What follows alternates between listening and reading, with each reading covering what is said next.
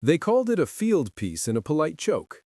To the gray-clad men eating hardtack behind sandbags, and to the officers whose childhood lessons were built around tales of siege and hammer, the 105 millimeter gun looked, at a glance, like a compromise. Not a siege mortar, not a beastly railway gun that could tear bridges from their piers with a single hour-long barrage. It was middling in scale, a weapon of maneuver, mobile enough to follow an advancing column, accurate enough to pin down an enemy flank, but in the minds of many on the Axis side, it simply lacked the appetite for the kind of architectural violence a major river crossing demanded. In letters and mess hall banter, German and Italian soldiers would shrug and say, half in derision, that the Americans were bringing garden cannons to a demolition job. They expected the familiar theater of war, heavy guns for heavy work and light guns for everything else. This contempt did not arise from ignorance alone. The theater of Italy in 1943-1944 was a geography that favored cynicism. Mountains fell into rivers like broken teeth. Historic bridges, stone arches, and riveted steel spans had borne traffic for generations and had been bolstered by engineers who understood how to make a crossing stubborn. Key choke points were narrow, built into cliff faces, or tied to a single causeway across marsh. Against such hardened engineering, the logic seemed obvious. You needed a big shell to upset masonry, a long, patient blast to force a structure to yield. The 105, with its tractable carriage and emphasis on mobility, seemed designed for strafing columns and shelling enemy assembly points, not for ending a bridge's life. So when Allied artillerymen first unlimbered their 105s near the roads that fed Anzio's tenuous lodgment or the lanes that threaded the Trasimene basin, they were watched with more curiosity than dread. Enemy observers recorded the pieces, made a note of calibers and probable ranges, and then filed the sighting under minor threat. Men in dugouts heard the new guns bark and smirked. Let them spend their shells, they thought. The real defenses were stronger. The engineers of the Reich had built redundancies. Laughable, some said, and their laughter ran along radio wavelengths and through letters home. But the mockery had two dangerous assumptions: that structural destruction was solely a function of shell size, and that a bridge's death required its total collapse. Neither were true. Bridges are not only lumps of stone and metal, they are systems. Trusses and rivets, abutments and bearings, a handful of carefully placed hits could undo an entire conduit's capacity to carry weight without toppling every arch. Disable the joints, sever the bearings, set supply vehicles ablaze on the deck, and you have done what a city-bound artillery plan would take weeks to attempt. The 105's designers had not sought to invent a Leviathan. They had engineered a precision instrument meant to exploit human and structural vulnerabilities, to make small holes that yielded tactical paralysis. The American crews knew this even before the first decisive strikes. Their briefings were practical rather than boastful. Observers in the field, often risking themselves within whispering distance of enemy positions, learned to read the anatomy of a crossing. They studied the camera-like diagrams of moles and bearings, noted where the metal flanges met masonry, and marked likely weak points that heavier shells would waste time searching for. Mobility was their advantage. The 105 could be moved forward on a motor truck, unlimbered in a narrow shoulder of roadway, and trained quickly on an exposed moldering joint. The dictum of the gunners was simple and stubborn: find the seam and exploit it. So the crews worked quietly. They practiced ranging against old culverts in abandoned spans, tuning fuse timing and experimenting with angles of impact. In bivouac, where the smell of coffee mixed with grease and the herd song of the generators, artillerymen swapped cynical stories about the enemy's certainty that size alone settled arguments. "Let them laugh," one gunner is remembered as saying in the mess. "No bravado, just a tired smile. We'll teach them geometry." That geometry would prove cruel and elegant in equal measure. The first time a 105 round struck the mortar junction of a mid-sized bridge near a supply road, it did not topple the arch in cinematic fashion. Instead, it sheared a rivet, cracked the casing around a bearing, and sent a fine, fatal fissure along the underside of the deck. The material held for a heartbeat, and then, under the weight of a lorry filled with troops and fuel, the deck sagged, buckled, and spat flame. The convoy behind it halted as if a hand had slammed on an invisible brake. Vehicles at the rear, seeing the black smoke and smelling the gasoline, abandoned their loads. Ammunition cooks began to detonate with a small, terrifying rhetoric of sparks. What the Axis had believed required lumbering howitzers to achieve had been enacted by a single, well-placed 105 round. Word of such strikes spread fast, not in official communiques, but in terrified whispers and the hard lines of interrogation reports. The mocking smile of the German colonel softened into disbelief once or twice. The radio banter grew cautious. A lieutenant who joked about garden cannons found his evening watch invaded by the memory of burning trucks and the dead weight of a halted column. Where they had once seen a courtesy weapon, now they glimpsed the arithmetic of interdiction. A bridge that could not carry reinforcements was a tactical victory in itself. Supply lines choked, commanders lost the freedom of maneuver, and morale, that fragile commodity, sank in proportion to the convoy delays. On the Allied side, the men who manned the 105s did not celebrate like conquering heroes. Their satisfaction was quieter, a catalogue of small victories in the ledger of war. They learned to move fast, to take cover, to coordinate with reconnaissance elements and the Corps of Engineers. Where the gun's weight had once seemed a handicap against masonry, its very mobility became the asset that allowed it to strike where large pieces could not quickly be emplaced. They read maps differently now. They looked for dependence more than grandeur, for a single artery that, once severed, would cause the enemy to bleed and stall. The sneer, so common at first, began to wither. Men who had scoffed learned to listen to the distant, methodical bark of the 105 with a new, resentful respect. It was not the brash roar of terror that toppled monuments, but a cooler, surgical thunder that ate at the enemy's options. The opera of artillery had changed its rhythm. The 105 did not shatter everything it touched, but it rendered movement meaningless. And in war, meaning is the most dangerous thing of all. The 105mm M2A1 howitzer wasn't the loudest gun in Europe, but it was, perhaps, the smartest. To those who served it, it was an instrument, not a monster. Its barrel, just over 7 feet long, sat balanced on a light carriage. A trained crew could emplace it in under 3 minutes, fire 6 rounds per minute, and then move it again before the enemy could triangulate its position. It wasn't built to intimidate through size, but to define precision through adaptability, a paradox the Germans would come to understand far too late. The M2A1 had a firing range of just over 7 miles, with a muzzle velocity of around 1,550 feet per second. It could hurl a 33-pound, 15-kilogram shell across valleys, ridges, and rivers, striking with brutal accuracy when guided by skilled forward observers. The standard high-explosive HE shell, the M1 type, carried 4.8 pounds of TNT packed inside a thin steel casing engineered to fragment cleanly.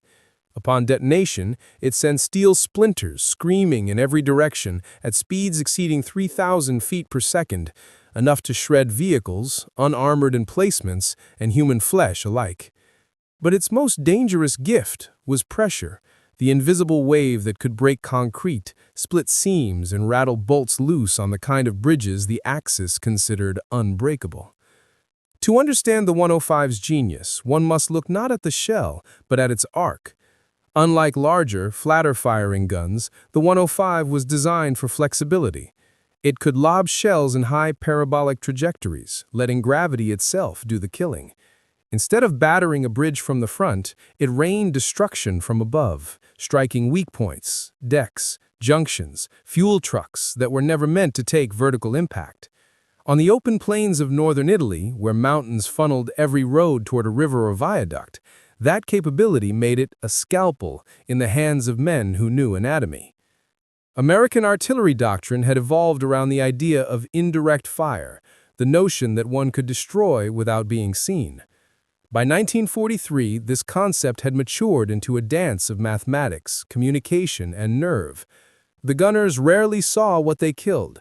They worked from coordinates fed by observers with binoculars or by reconnaissance pilots sketching bridges on napkins in their cockpits. A single radioed correction, left 50, drop 100, fire for effect, could mean the difference between a miss and a masterpiece. Each shot was a calculated risk. The howitzer's recoil spades bit deep into the mud. The breech block slammed open and closed like a heartbeat. The crew moved as one: loader, breechman, pointer, gunner, fuse setter, their motions practiced until they bordered on ritual. They knew that one wrong elevation, one misread wind could send a shell into empty farmland or too far downrange into friendly lines. But when it worked, when they felt the ground quivered just right, they would smile, not out of pride but out of recognition. They had touched the geometry of war. The Germans, for all their engineering brilliance, underestimated that geometry. Their artillery favored brute force. The 150mm and 170mm guns were devastating in open bombardment, but sluggish, hard to move, and wasteful against small targets. The 105, quick, light, accurate, exploited the one vulnerability every modern army shared: dependence on movement. The Americans didn't need to destroy everything. They needed only to destroy the right thing. During the Italian campaign, that right thing was often a bridge. The terrain turned every span into a bottleneck, every river into a trap. Axis engineers reinforced crossings with concrete and steel plates, confident that only large-caliber siege guns could breach them. But the 105 didn't need to breach. It needed to disable. The trick lay in understanding how bridges behaved under stress, a lesson learned not from textbooks, but from battlefield improvisation. At Anzio, a forward observer named Lieutenant Charles Whitaker studied an enemy bridge through his field glasses. He noticed that every German truck crossing it slowed at a specific joint, the point where the steel deck met the masonry abutment. "Hit that seam," he radioed to the battery. The first salvo missed. The second landed close enough to send a plume of water and dust. The third, adjusted by just 50 yards, hit home. It didn't blow the bridge apart. Instead, it cracked the bearing plate, dislodged the rivets, and set the structure trembling. Moments later, a half-track carrying ammunition tried to cross. The weakened joint gave way. The truck plunged into the river below, its explosion lighting the night like a torch. The bridge didn't need to fall. It was dead all the same. That was the secret. The 105's smaller shell could be placed more precisely, fired faster, and adjusted mid-battle without requiring massive logistical preparation.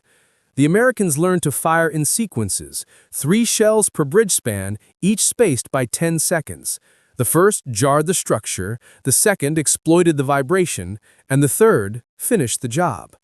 When coupled with spotting rounds of white phosphorus or smoke, they could walk the explosions along a target as if tracing a finger across a map.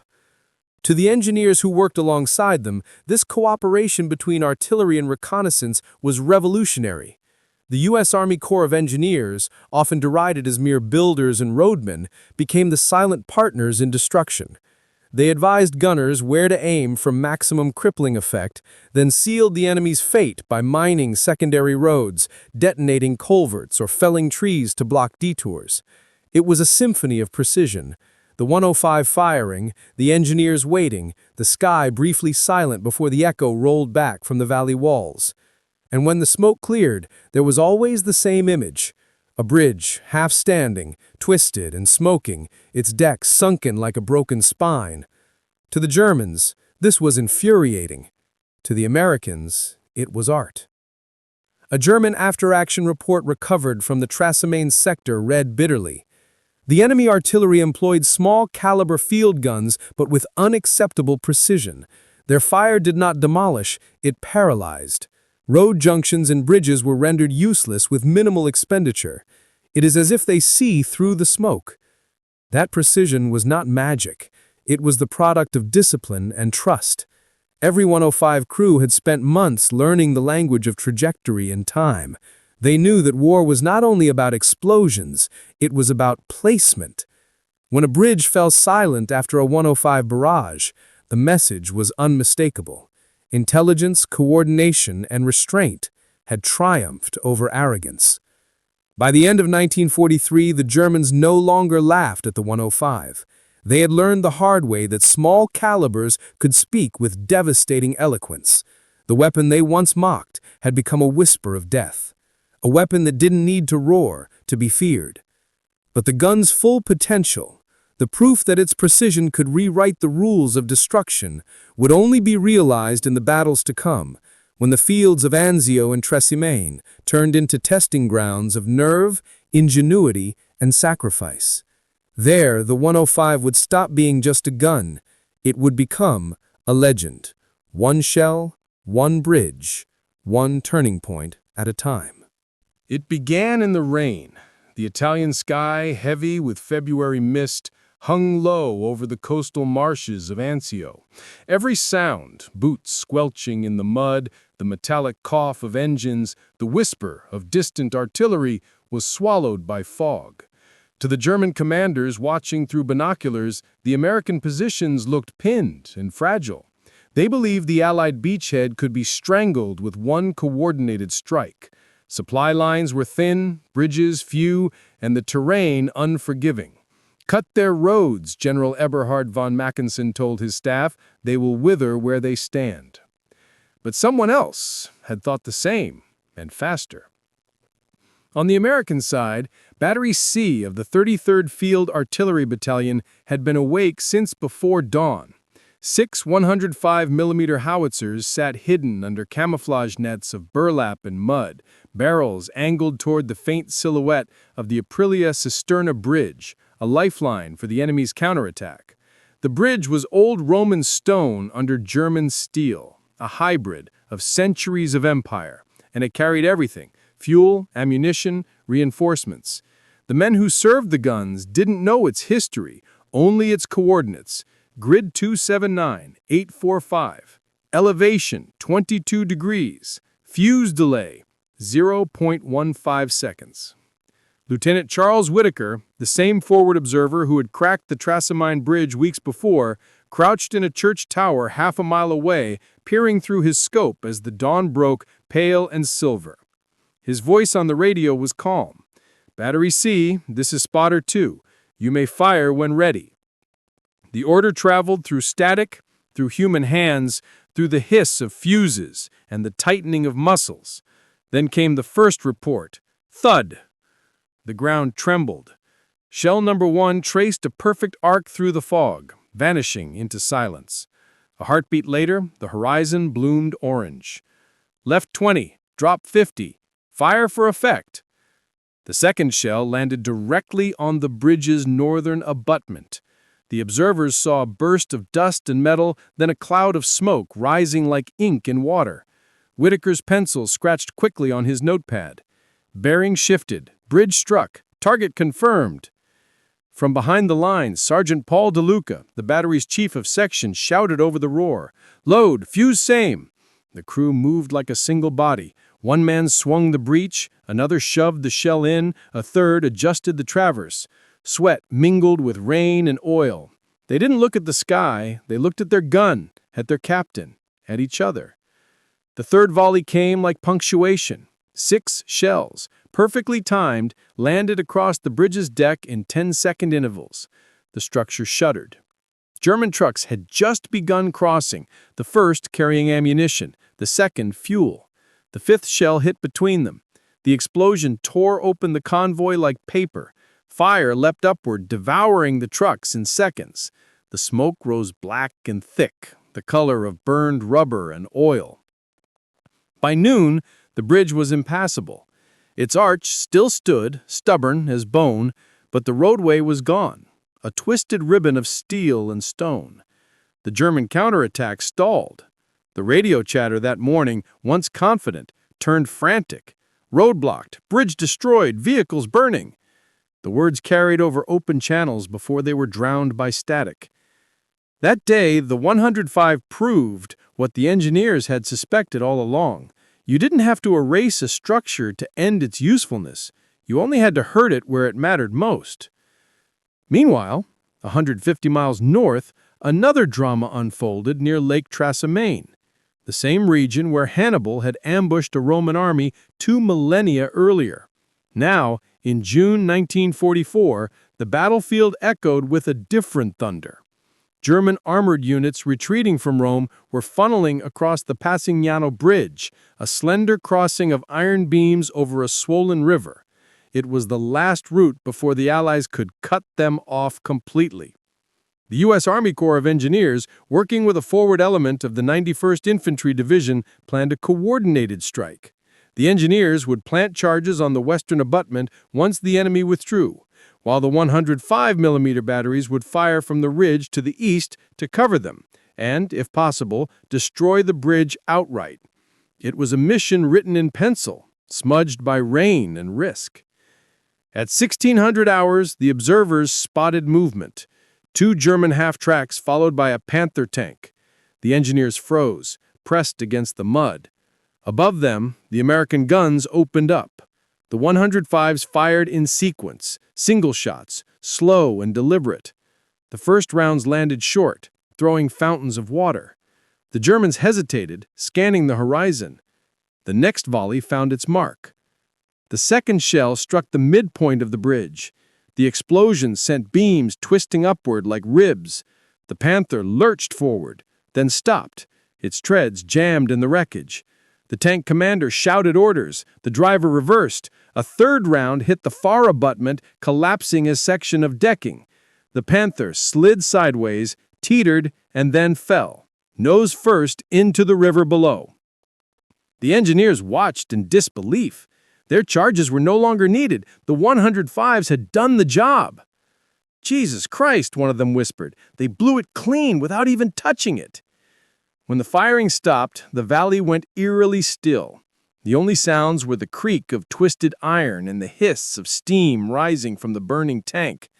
A German officer on the far bank shouted commands no one obeyed.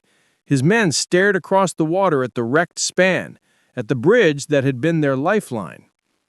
In the aftermath, the Allies moved quickly. With the bridges gone, the German withdrawal turned chaotic. Convoys diverted onto secondary roads too narrow for their vehicles. Abandoned trucks littered the ditches, engines still smoking. In the confusion, retreat turned into rout. Captured diaries later revealed how deeply the shock had set in. One German captain wrote bitterly, "We were told the American field guns were too light to threaten our crossings. I watched a bridge vanish in less than 5 minutes. It was not bombardment, it was surgery."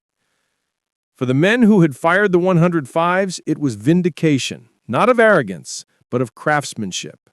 They had spent months honing their aim, trusting the math, the angles, the instinct that came from repetition. To see the enemy's pride undone by a few dozen rounds felt less like victory and more like proof that discipline could outthink strength.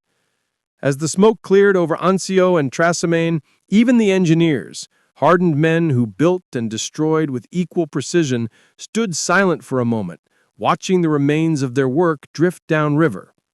Bridges, like wars, were easy to start and hard to end.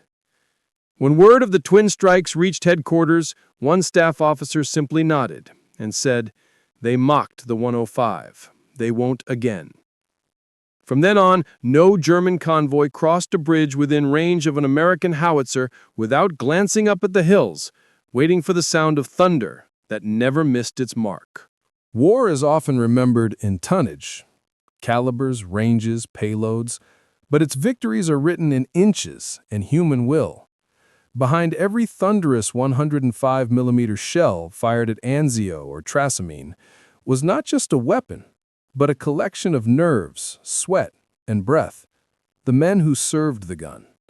They were mechanics of destruction and artisans of precision, each movement rehearsed in exhaustion until it became reflex.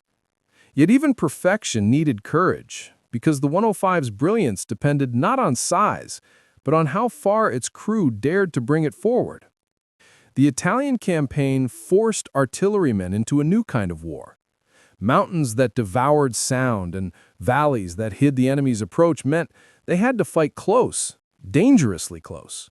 The 105, designed as a medium field piece, became a front-line gun, dragged through vineyards and over rocky slopes by mules, trucks, and, when the engines failed, by men, with ropes biting into their palms. Every mile felt like a mile closer to God, one gunner wrote, half prayer, half joke. Among them was Sergeant Paul DeLuca, a Brooklyn-born carpenter before the war, now chief of section for Battery C. His men called him the Level because his hands never shook, even under fire. During the Anzio offensive, when orders came to push the guns forward into an olive grove just 800 yards behind the infantry line, DeLuca didn't flinch. If they need us that close, then that's where we belong. The crew spent the night hauling their M2A1 through waist-deep mud, the wheels sinking with every pull. By dawn, the barrels were black with soot and rain. The men hadn't eaten, but the gun was ready, and that was all that mattered. At dawn, the counter-battery fire started. German 88mm shells tore through the grove, splintering trees into jagged spears. DeLuca's loader, Private First Class Hayes, lost his helmet to shrapnel and kept loading.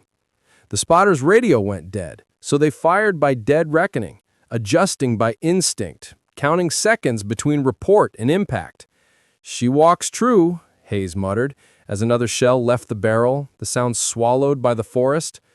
When word came later that their rounds had cut a convoy trying to reach the Aprilia Bridge, DeLuca didn't cheer. He just wiped his hands and said, "Good, let's load again." Across the valleys, men of the Army Corps of Engineers performed their own miracles in mud.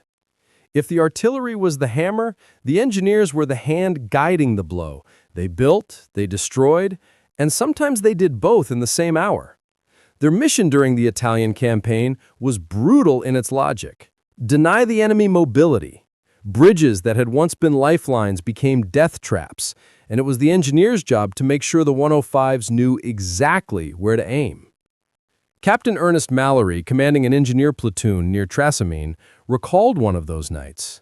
His men crept through the reeds under German machine gun fire, measuring bridge spans with tape and flashlight. He said, "We had to map the weak points before daylight. If the gunners couldn't see, we had to be their eyes." They finished just before dawn, cold and soaked.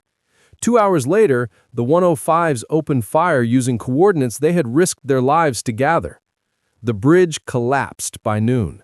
Mallory never saw the destruction, but when the radio confirmed success, he allowed himself a single, weary nod. He whispered, "Worth every inch." The cooperation between artillery and engineers became a symphony of survival.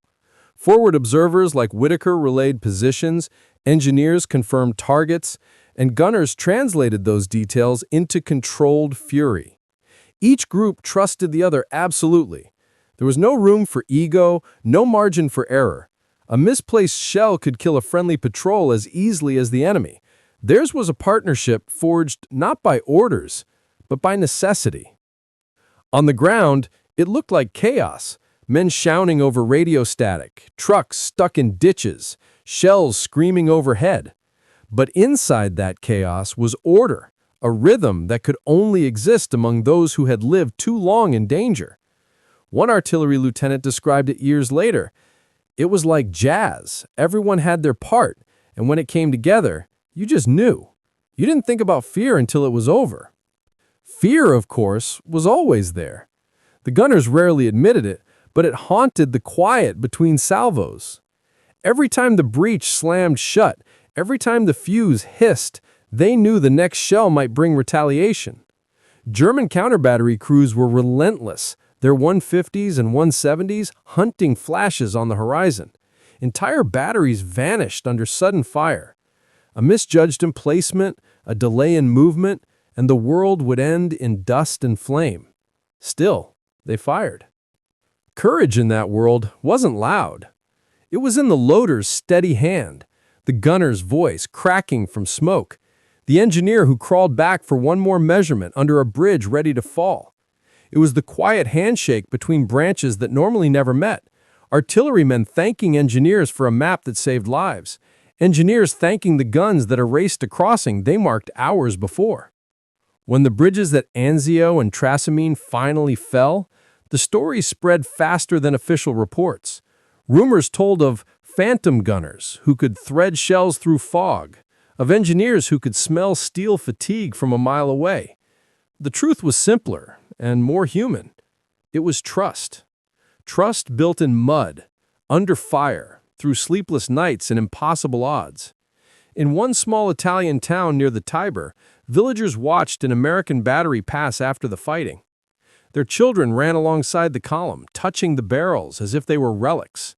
An old woman crossed herself and said softly, "Piccolo cannone, grande tuono." Small cannon, great thunder. She didn't know how right she was. That phrase followed the battery for the rest of the campaign. They painted it in chalk on their gun shields, half joke, half truth. And when they next fired, at another bridge, another artery the enemy thought untouchable, they whispered it again, like a prayer to the machine that had become their constant companion. The 105 had never been about intimidation. It was about finesse, about making something as crude as war behave with the precision of a craftsman's hand. And the men who served it, gunners, spotters, engineers alike, understood that they were not simply breaking stone and steel. They were unmaking arrogance. By the time the German army retreated north, the bridges they once mocked lay in ruin, not from massive guns or bombing raids, but from weapons once dismissed as toys, wielded by men who had learned to make the impossible look effortless. In the end, that was the human factor. Courage shaped into discipline, fear refined into accuracy, and teamwork turned into art. The 105 didn't just fire shells. It fired belief that small men with small guns could still bend empires. By the spring of 1944, Italy had become a graveyard of bridges. From Salerno to Florence, spans that once carried centuries of trade and empire now lay broken in the rivers, twisted like ribs, their iron guts exposed to the sky. Many had not fallen to air raids or massive 155mm siege guns, but to the steady, deliberate hands of the 105 crews, the small guns that nobody had feared. The Germans, who once joked that a 105 shell could only chip paint, now marked its range on their maps in red, and their convoys waited for darkness before crossing. The lesson had been carved into both earth and doctrine. In modern war, precision outweighed magnitude. The 105mm M2A1 had proved that smaller artillery, properly coordinated with engineers and reconnaissance, could do the work of giants. The Anzio bridgehead had survived because of that truth. When supply lines faltered, it was the mobility of the 105s that saved the beachhead. They shifted positions through swamp and vineyard, silencing counterattacks that heavier guns could never reach in time. At Trasimene, that same adaptability turned retreat into collapse. The German army's legendary efficiency had met something it could not calculate, a weapon wielded not by size, but by understanding. After those victories, the Allied press printed stories about the little gun that stopped tanks. But among the soldiers, the praise was quieter. They spoke instead of discipline, of crews who knew how to fold science into instinct. The success of the 105 had been built not on heroics, but on trust. Spotters feeding coordinates through static, engineers sketching weak points by flashlight, and gunners who fired blind into the fog, confident that someone, somewhere, had done the math right. It was cooperation, invisible, methodical, human, that turned the gun into a scalpel. Even the German High Command took note. In captured correspondence from the 10th Army, one officer wrote almost grudgingly, "The Americans have perfected the art of small-caliber interdiction. They do not destroy the landscape, only what we need most." The 105 had rewritten the physics of destruction. It did not flatten cities or erase ridges. It interrupted the enemy's logic, cutting roads, bridges, and choke points until movement itself became impossible. What began as tactical precision grew into strategy. Each bridge destroyed at Anzio delayed reinforcements. Each convoy trapped at Trasimene choked the front line of fuel and ammunition. The 105 turned to raid into a weapon, forcing the enemy to fight the earth itself. By the time the Allies crossed the Arno and pushed toward the Gothic line, the 105 was everywhere. Its sound became the war's background hum, that deep rhythmic pulse that marked the slow, inevitable grind of progress. Infantrymen called it our guardian thunder. They learned to read its rhythm. The first distant thump meant relief. The second, safety. A platoon pinned in a vineyard would look to the sky, hear the whistle of incoming shells, and know that somewhere, someone had done the math right. It was cooperation, invisible, methodical human, that turned the gun into a scalpel. Even the German high command took note. In captured correspondence from the 10th Army, one officer wrote almost grudgingly, "The Americans have perfected the art of small caliber interdiction. They do not destroy the landscape, only what we need most." The 105 had rewritten the physics of destruction. It did not flatten cities or erase ridges. It interrupted the enemy's logic, cutting roads, bridges, and choke points until movement itself became impossible. What began as tactical precision grew into strategy. Each bridge destroyed at Anzio delayed reinforcements. Each convoy trapped at Trasimene choked the front line of fuel and ammunition. The 105 turned to rain into a weapon, forcing the enemy to fight the earth itself. By the time the Allies crossed the Arno and pushed toward the Gothic line, the 105 was everywhere. Its sound became the war's background hum, that deep rhythmic pulse that marked the slow, inevitable grind of progress. Infantrymen called it our guardian thunder. They learned to read its rhythm. The first distant thump meant relief. The second, safety. A platoon pinned in the vineyard would look to the sky, hear the whistle of incoming shells, and know that somewhere, someone had done the math right. It was cooperation, invisible, methodical human, that turned the gun into a scalpel. When the war in Europe finally ended, the M2A1's record was staggering. Hundreds of thousands of rounds fired across Africa, Italy, France, and Germany. Bridges collapsed, fortifications neutralized, assaults broken before they began.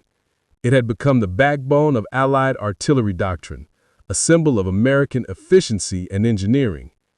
But its true legacy was subtler. It had taught a generation of soldiers that technology and courage were inseparable.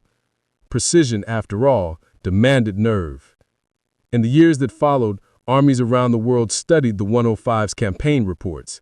The Soviets, British, and even the newly reformed Bundeswehr adapted their own doctrines around flexible, medium-caliber artillery, the thinking man's gun. Manuals emphasized cooperation between gunners and engineers and the art of structural targeting. Military academies began teaching what Anzio had proven, that destruction was a science of pressure points, not just firepower. But for the men who had fired the 105, the legacy was not academic. It was visceral. They remembered the recoil in their bones, the smell of burnt cordite, the sight of a bridge folding into itself after the last round. They remembered what it felt like to be dismissed, to hear the enemy laugh at their toy cannon, and the silence that followed when that cannon turned laughter into rubble. Sergeant DeLuca, the Brooklyn carpenter turned gun chief, returned home with a small brass fragment he'd kept from Anzio. He mounted it in the block of wood and carved a simple line beneath. Measured, not mighty. It was his summary of the war, and perhaps of all war. The 105 story, repeated in barracks and reunions, became a quiet anthem of humility. It reminded soldiers that ingenuity could triumph where brute strength failed, that coordination could amplify courage, and that respect for the weapon, the men beside you, and even the enemy was the thin thread between victory and chaos. Today, in museums from Fort Sill to Casino, the M2A1 sits behind glass, its olive paint dulled by time. Tourists glanced at it briefly, unaware that this modest gun once shattered empire's confidence. Its specifications are printed on a small plaque. Caliber 105 millimeters. Crew 8. Range 12,000 yards. But the real inscription is invisible. written in the silence of every bridge it destroyed. Underestimate nothing well aimed. For those who served it, the memory endures. They can still hear the distant roll of thunder over Italian hills, see the glow on the horizon where steel once stood proud, and feel the satisfaction that comes when the smallest hand makes the largest change. Because in 1944, in the mud and fire of Italy, the gun they mocked proved something eternal, that precision is power, and power, when wielded with discipline, can reshape the course of a war. The 105 didn't just blow bridges apart. It bridged the gap between doubt and belief, and silenced every laugh that once echoed across the valley.